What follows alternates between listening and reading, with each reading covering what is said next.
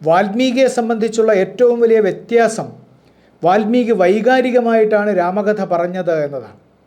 രാമജീവിതത്തെ ആസ്പദമാക്കി അദ്ദേഹം രാമരാജ്യം എന്ന വലിയ ഒരു സങ്കല്പം ഉണ്ടാക്കിയെടുത്തു. അത് അദ്ദേഹത്തെ സംബന്ധിച്ചിടത്തോളം വലിയൊരു ആദർശമായിരുന്നു. റൊമാൻറ്റിസിസം എന്ന് പറയുന്ന വാക്കൊക്കെ വാൽമീകി രാമായണം എഴുതി എത്രയോ കാലത്തിന് ശേഷമാണ് പ്രചാരത്തിലെത്തിയത്.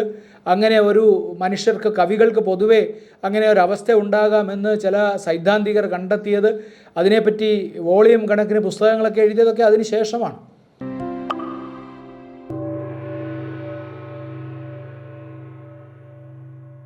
രാമായണത്തെക്കുറിച്ച് നമ്മൾ നിത്യം സംസാരിച്ചു പോകുമ്പോൾ വളരെ ശ്രദ്ധാപൂർവം നമ്മൾ പരിഗണിക്കേണ്ട ഒരു കാര്യമുണ്ട്. അത് ഈ ഇതിഹാസ കവികൾ എന്ന് നമ്മൾ വിളിക്കുന്ന വ്യാസനും വാൽമീകിയും എല്ലാ സമയത്തും നമ്മളുടെ മുമ്പിൽ അവർ തമ്മിലുള്ള ഒരു താരതമ്യം നിലവിലുണ്ട്. ഇന്ത്യയിൽ നമ്മൾ രാമായണത്തെക്കുറിച്ച് പറയുമ്പോൾ നമ്മൾ മഹാഭാരതത്തെ ഓർക്കും, മഹാഭാരതത്തെക്കുറിച്ച് പറയുമ്പോൾ നമ്മൾ രാമായണത്തെ ഓർക്കും. ഈ രണ്ട് കവികളും ജീവിതത്തെ എങ്ങനെ സമീപിച്ചു എന്നുള്ളത് ഇന്ത്യയിലെ എല്ലാ ദാർശനികന്മാർക്കും എല്ലാ സാധാരണക്കാർക്കും ഒരുപോലെ ചിന്തിക്കുന്നവർക്ക് വലിയൊരു പ്രശ്നമായി തീർന്നിട്ടുണ്ട്. അവരുടെ വലിയ ആലോചനയ്ക്കത് വിഷയമായിട്ടുണ്ട്. മഹാഭാരതത്തെക്കുറിച്ച് നമ്മൾ സംസാരിക്കുമ്പോൾ നമ്മൾ മനസ്സിലാക്കേണ്ട ഒരു കാര്യം, അതൊരു ബൃഹത്തായിട്ടുള്ള ഇതിഹാസമാണ്. അതിൽ ഒരു പ്രധാന കഥയെ ചുറ്റി നിരവധി കഥകൾ ഉണ്ടാകുന്നു. അതിലെ ഓരോ കഥാപാത്രവും തൻ്റെ വാദഗതികൾ സമർത്ഥിക്കാൻ വേണ്ടി പുതിയ പുതിയ കഥകൾ പറയുന്നു. അങ്ങനെ ഉപോൽപ്പന്നം എന്ന നിലയിൽ നമുക്ക് ലഭിച്ചിട്ടുള്ള നിരവധി കഥകൾ ലോകത്ത് വളരെയധികം ശ്രദ്ധ നേടിയിട്ടുണ്ട്. ഉദാഹരണത്തിന് ശാകുന്തളം, നളചരിതം, ഇതൊക്കെ അതിലെ ഉദാഹരണ കഥകളാണ്. പ്രധാന കഥയ്ക്ക് അനുപൂരകമായി വരുന്ന കഥകളാണ്. പക്ഷേ ആ കഥ പറയുന്ന വ്യാസൻ ഈ കഥയിൽ എവിടെയും തൻ്റെ വൈകാരികാംശം കലർത്തുന്നില്ല എന്ന വലിയ പരമാർത്ഥം അതിൽ നിലനിൽക്കുന്നു. അദ്ദേഹം ഏതാണ്ടൊരു നിസ്സംഗതയോടുകൂടി മാറി നിൽക്കുന്ന എഴുത്തുകാരനാണ്. അതിലേക്ക് അദ്ദേഹം വൈകാരികാംശത്തെ കലർത്തുന്നതേയില്ല. പാണ്ഡവരുടെ ദുഃഖം പറയുമ്പോൾ, കൗരവരുടെ സന്ദിഗ്ധത പറയുമ്പോൾ, ഭീഷ്മരെ പോലെ ഒരു മഹാരഥൻ്റെ വലിയ ജീവിത സങ്കീർണത പറയുമ്പോഴൊന്നും അതിൽ വൈകാരികത കലരുന്നില്ല. പകരം മാറി നിന്നാണ് ആ കഥ പറയുന്നത്.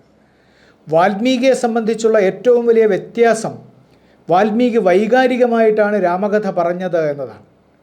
വൈകാരികമായിട്ടാണ് പറഞ്ഞത്. വ്യാസനെ സംബന്ധിച്ചിടത്തോളം ധർമ്മം അത് നിഹിതമാണ് ഗുഹയിൽ എന്നാണ് പറഞ്ഞത്.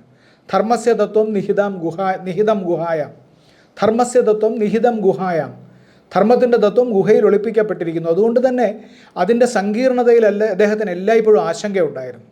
എന്താണ് ധർമ്മം, എന്താണ് അധർമ്മം എന്ന് എവിടെയെങ്കിലും അദ്ദേഹത്തിൻ്റെതായ ഒരു പ്രസ്താവന നടത്തിയില്ല.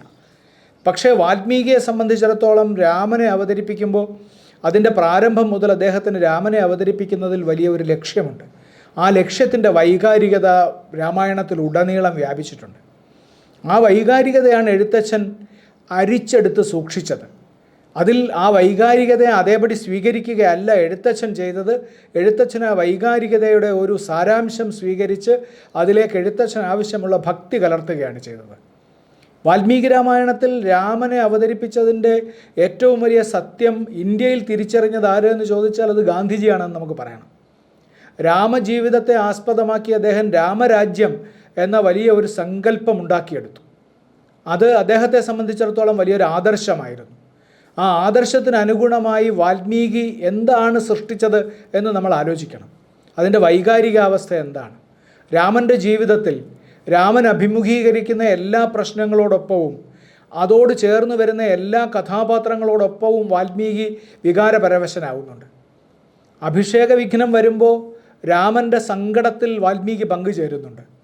ദശരഥൻ അഭിഷേക വിഘ്നത്തിന് തൊട്ട് മുമ്പ് കൈകേയിക്ക് കീഴടങ്ങുന്ന സന്ദർഭത്തിലും വാൽമീകി ആ ദുഃഖത്തിൽ പങ്കുചേരുന്നുണ്ട്. അത് കഴിഞ്ഞ് രാമൻ വനവാസത്തിന് പോകുമ്പോൾ ജനങ്ങളുടെ ദുഃഖത്തിൽ അവിടെ ചെല്ലുന്ന ഭരതൻ്റെ രാമായണത്തിലെ ഏറ്റവും പ്രകീർത്തിതമായ ഏറ്റവും ആദർശവൽകൃതമായിട്ടുള്ള മാനസികാവസ്ഥയിൽ അതിൻ്റെ വേപധുവിലൊക്കെ വാൽമീകി അതിനോടൊപ്പം ചേരുന്നത് നമുക്ക് കാണാം. അത് അവസാനം വരെ അത് ചേരുന്നുണ്ട്. യുദ്ധകാണ്ഡത്തിൽ രാമായണം അവസാനിക്കുന്നു എന്ന് വിശ്വസിക്കുന്നവർക്കും അതല്ല, ഉത്തരരാമായണം കൂടി ചേർന്ന് മനുഷ്യ മഹാഗാഥയായിട്ടത് അത് സമാപിക്കുന്നത് എന്ന് വിചാരിക്കുന്നവർക്കും ഈ വാൽമീകിയുടെ വൈകാരികത മനസ്സിലാക്കാൻ കഴിയും. ആദ്യന്തം. അതുകൊണ്ട് തന്നെ നമുക്ക് വേണമെങ്കിൽ കുറച്ച് കടത്തി പറഞ്ഞാൽ വാൽമീകി വലിയൊരു റൊമാൻറ്റിക് ആയിരുന്നു എന്ന് പറയാൻ സാധ്യതയുണ്ട്. റൊമാൻറ്റിസിസം എന്ന് പറയുന്ന വാക്കൊക്കെ വാൽമീകി രാമായണം എഴുതി എത്രയോ കാലത്തിന് ശേഷമാണ് പ്രചാരത്തിലെത്തിയത്. അങ്ങനെ ഒരു മനുഷ്യർക്ക്, കവികൾക്ക് പൊതുവേ അങ്ങനെ ഒരു അവസ്ഥ ഉണ്ടാകാമെന്ന് ചില സൈദ്ധാന്തികർ കണ്ടെത്തിയത്, അതിനെപ്പറ്റി വോളിയം കണക്കിന് പുസ്തകങ്ങളൊക്കെ എഴുതിയതൊക്കെ അതിന് ശേഷമാണ്. പക്ഷേ ഈ വൈകാരികതയെ അടിസ്ഥാനമാക്കി നമ്മൾ പരിശോധിച്ച് നോക്കിയാൽ നമുക്ക് അങ്ങനെ വേണമെങ്കിലും പറയാൻ കഴിയും. അതാണ് വാൽമീകിയുടെ വലിയ മഹത്വം.